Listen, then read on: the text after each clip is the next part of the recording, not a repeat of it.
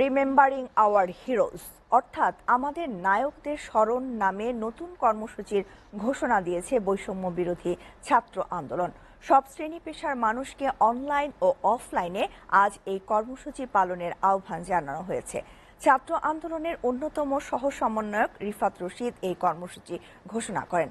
গণমাধ্যমে পাঠানো এক বিজ্ঞপ্তিতে বলা হয়, সারা দেশে ছাত্র জনতার উপর গণহত্যা, গণগ্রেফতার, হামলা, মামলা, গুম, খুন ও শিক্ষকদের উপর ন্যক্কারজনক হামলার প্রতিবাদ জাতিসংঘের মাধ্যমে তদন্ত করে বিচার এবং ৯ দফা দাবি আদায়ের লক্ষ্যে এই কর্মসূচি গ্রহণ করা হয়েছে।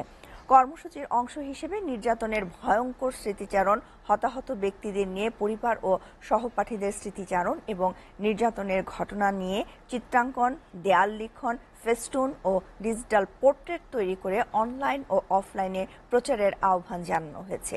শিক্ষক, শিক্ষার্থী, অভিভাবক, বুদ্ধিজীবী, পেশাজীবী সহ সব শ্রেণী পেশার মানুষকে এই কর্মসূচি পালনের অনুরোধ জানিয়েছে বৈষম্য বিরোধী ছাত্র আন্দোলন।